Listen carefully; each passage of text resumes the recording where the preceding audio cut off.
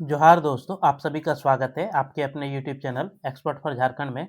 दोस्तों, आज के इस वीडियो में जेटेट 2026 के रिगार्डिंग बाल विकास एवं शिक्षा शास्त्र से 30 एमसीक्यू प्रश्न आपको कराया जाएगा, जो कि 1 to 5 और 6 to 8 के लिए ये वीडियो काफ़ी ज़्यादा इम्पोर्टेंट होगा।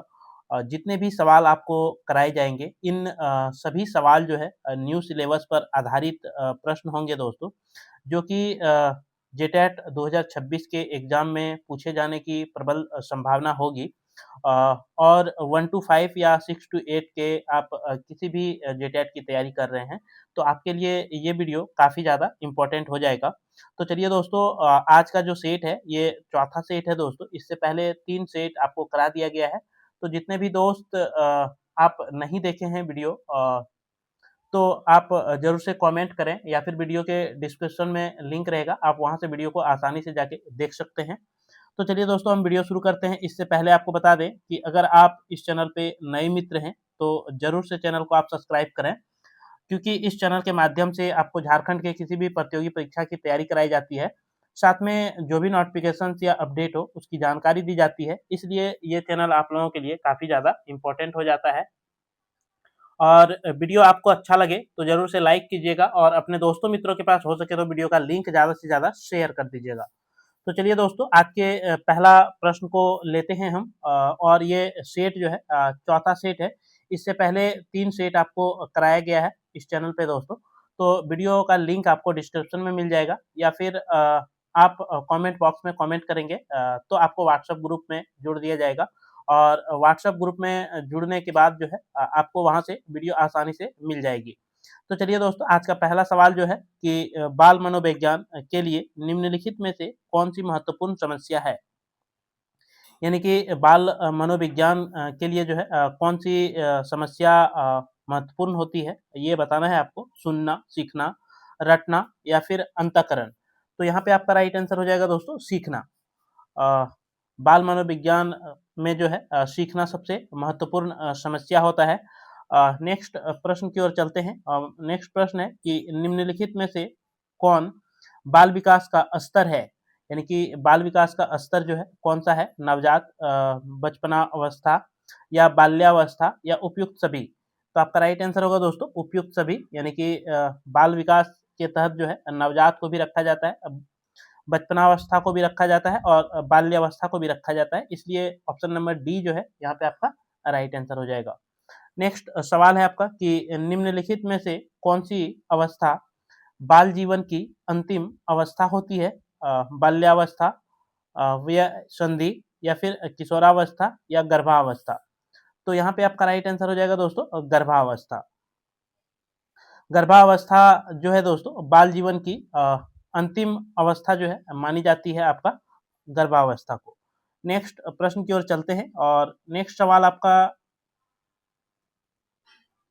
ये रहा। नेक्स्ट सवाल दोस्तों आपका कि नवजात शिशु का सामान्यतः वजन होता है 5 पौंड, 7 पॉइंट 5 पौंड या फिर 3.9 पौंड या फिर 4.4 पौंड।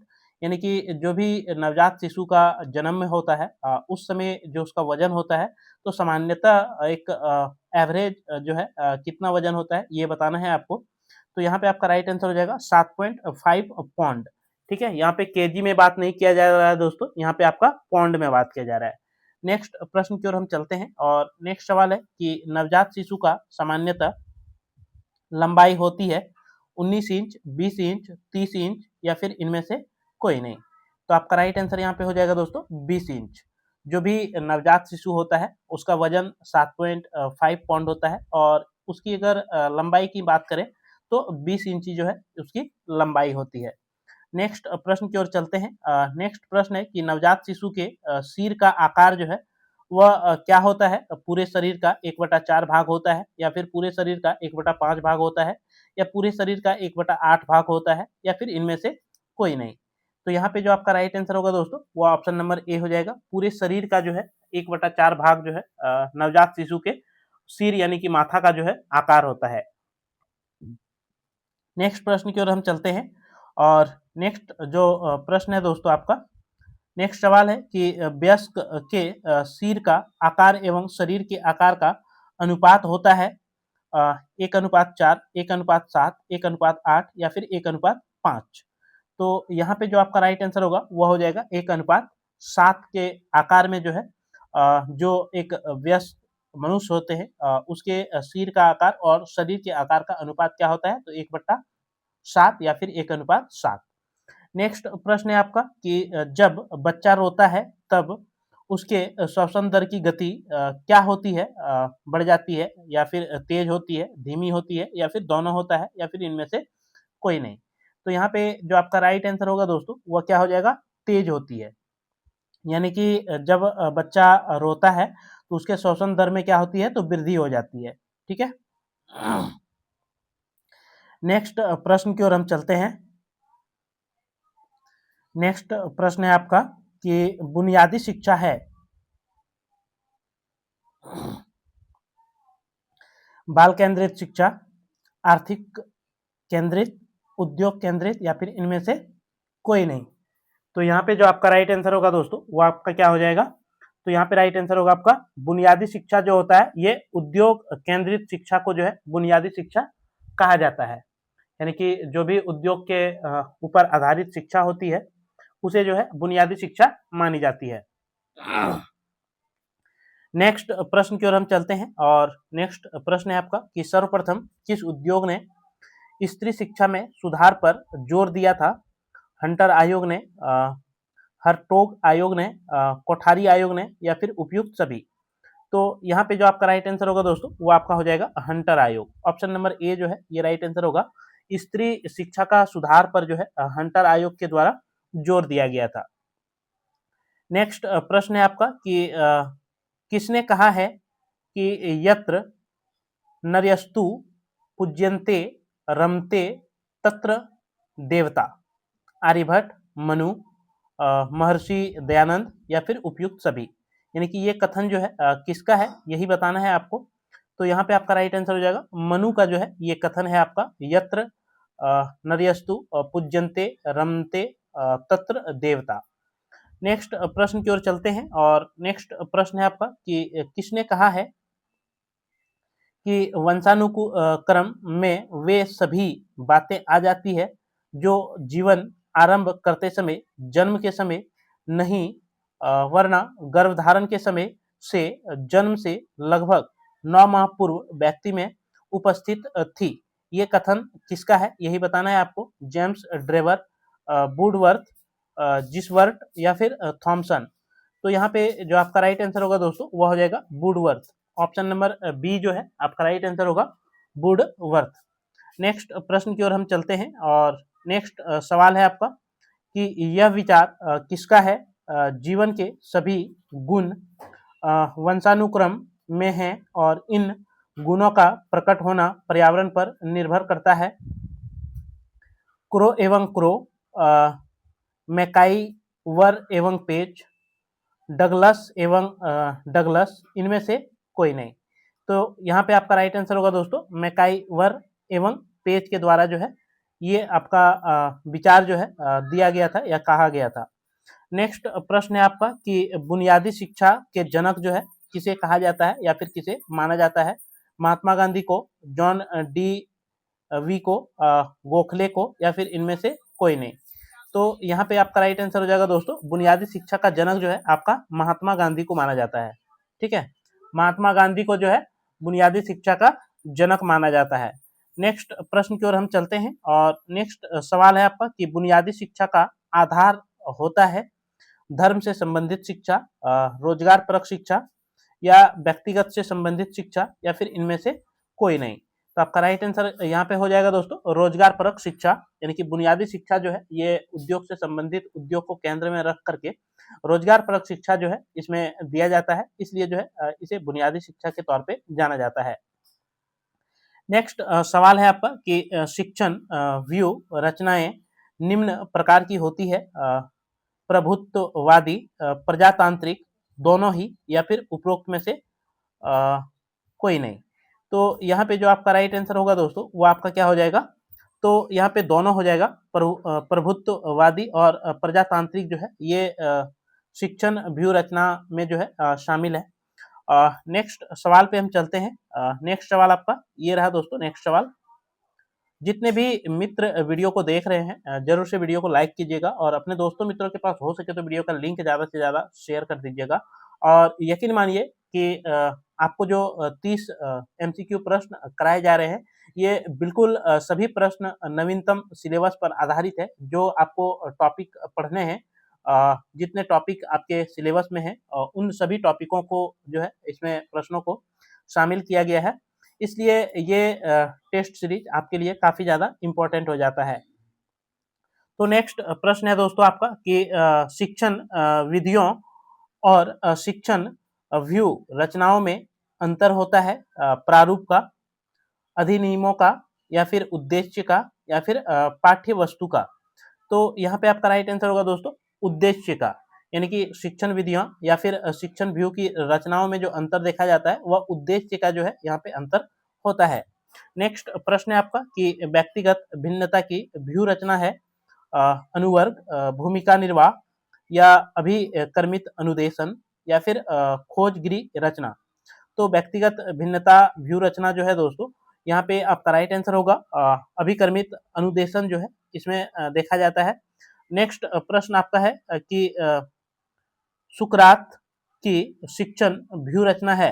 सुकरात जो है दोस्तों, इसके शिक्षण व्यू रचना क्या है?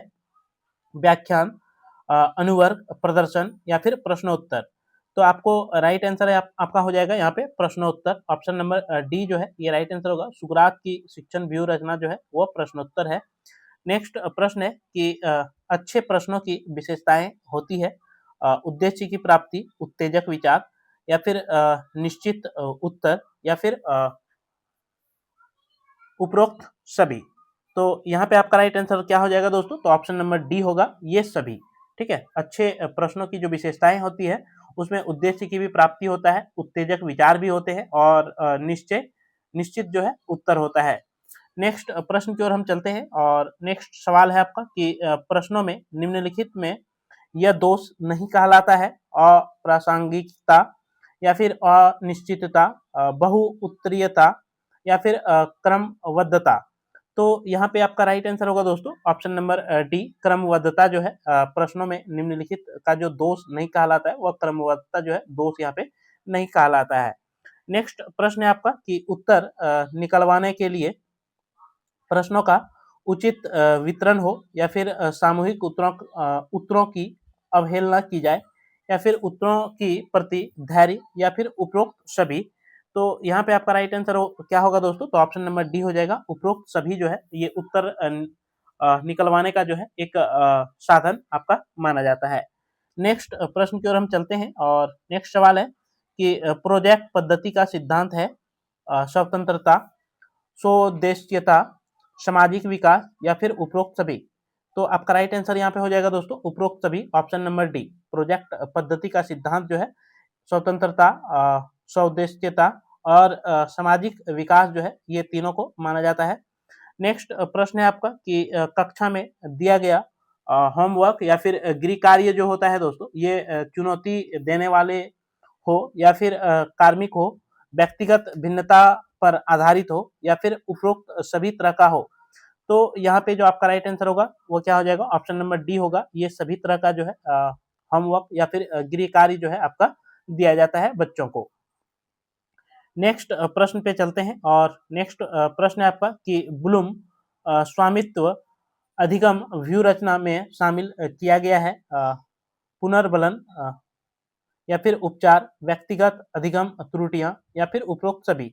तो आपका राइट आंसर यहाँ पे होगा दोस्तों उपरोक्त सभी, ऑप्शन नंबर डी। नेक्स्ट सवाल की ओर चलते हैं और नेक्स्ट सवाल है आपका कि निम्नलिखित में से कौन सा पद प्रेरकों के संदर्भ में असत्य है? कुछ विशेष उद्दीपनों के प्रति सतर्कता, कुछ प्रलोभनों के प्रति अनुक्रिया, या फिर विशेष वातावरण के साथ असंबद्धता, या फिर यादृच्छिक रूप से कुछ क्रियाओं के प्रति सजगता। तो यहाँ पे आपका जो राइट आंसर होगा वो आपका क्या हो जाएगा दोस्तों? कुछ प्रलोभन के प्रति अनुक्रिया। ऑप्शन नंबर बी जो है आपका यहाँ पे राइट आंसर होगा। नेक्स्ट सवाल की ओर हम चलते हैं और नेक्स्ट सवाल आपका है कि एक शिक्षक विद्यार्थियों को खाली जगह अनुप्रेरित कर सकता है पुरस्कार देकर, कक्षा में भाषण देकर, उदाहरण देकर या सही मार्गदर्शन कराकर। तो यहाँ पे आपका राइट आंसर हो जाएगा दोस्तों पुरस्कार देकर। एक शिक्षक, एक टीचर जो होता है वह स्टूडेंट को अपनी ओर अनुप्रेरित करने के लिए किसी भी प्रश्न के ऊपर जब पुरस्कार देने की बात कही जाती है तो बच्चों में उस प्रश्न को सॉल्व करने का जो है जी जान लगा के सॉल्व करने की कोशिश करता है। इससे जो है बच्चों में और भी शिक्षा का जो है निखार देखने को मिलती है। नेक्स्ट प्रश्न पे हम चलते हैं और नेक्स्ट सवाल है आपका कि विद्यालय में छात्रों को कैसे अभिप्रेरित करना उचित है, प्रासंगिक अध्ययन द्वारा, चुने गए अध्ययन द्वारा, गहन अध्ययन द्वारा या फिर स्वस्वर अध्ययन द्वारा। तो यहाँ पे आपका राइट आंसर जो होगा दोस्तों वह हो जाएगा गहन अध्ययन के द्वारा जो है छात्रों को यहाँ पे अभिप्रेरित करना जो है उचित माना जाता है। नेक्स्ट प्रश्न की ओर हम चलते हैं और नेक्स्ट जो सवाल है दोस्तों आपका नेक्स्ट सवाल है कि हम सभी में आवश्यकता के अनुसार अभिप्रेरणा की शुरुआत होती है। छात्र की वह आवश्यकता जिसे उसको सर्वप्रथम पूरा करना चाहिए संबंधित होता है शारीरिक, सामाजिक सम्मान या फिर आत्म अनुभूतिकरण। तो यहाँ पे आपका राइट आंसर हो जाएगा दोस्तों शारीरिक। ऑप्शन नंबर ए जो है ये राइट आंसर होगा आपका शारीरिक। नेक्स्ट सवाल की ओर हम चलते हैं और नेक्स्ट सवाल है और आज का जो है ये अंतिम सवाल होगा आपका। निम्न में से कौन सा अधिगम को प्रभावित करने वाला व्यक्तिगत कारक है? संचार के साधन, समवयस्क समूह या फिर परिपक्वता एवं आयु या फिर अध्यापक। तो यहाँ पे आपका राइट आंसर हो जाएगा दोस्तों परिपक्वता एवं आयु। ऑप्शन नंबर सी जो है ये राइट आंसर हो जाएगा। तो ये वीडियो आपको देखने के बाद कैसा लगा दोस्तों? और इसमें आपको बता दें कि जितने भी प्रश्न को शामिल किया गया था आपका, ये सारे प्रश्न जो है आपके न्यू सिलेबस पर जो है आधारित प्रश्न थे, जो कि जेटेट एग्जाम 2026 में आने की प्रबल संभावना बनती है। इसलिए ये वीडियो आपके लिए काफ़ी ज़्यादा इम्पोर्टेंट हो जाता है। अगर वीडियो आपको अच्छा लगा हो तो ज़रूर से लाइक कीजिएगा, अपने दोस्तों मित्रों के पास वीडियो का लिंक ज़्यादा से ज़्यादा शेयर कर दीजिएगा। अगर कोई नए मित्र इस चैनल को देख रहे हैं और अभी तक आपने अगर चैनल को सब्सक्राइब नहीं किया है तो चैनल को आप जरूर से सब्सक्राइब करें, क्योंकि इस चैनल के माध्यम से आपको झारखंड के किसी भी प्रतियोगी परीक्षा की तैयारी कराई जाती है। साथ में जो भी नोटिफिकेशन या अपडेट हो उसकी जानकारी भी दी जाती है। इसलिए ये चैनल आप लोगों के लिए काफ़ी ज़्यादा इम्पोर्टेंट हो जाता है। तो चलिए आपसे हम फिर मिलते हैं अगले वीडियो में। तब तक के लिए मेरे तरफ से सभी दोस्तों को जोहार, धन्यवाद, जय झारखंड, जोहार झारखंड।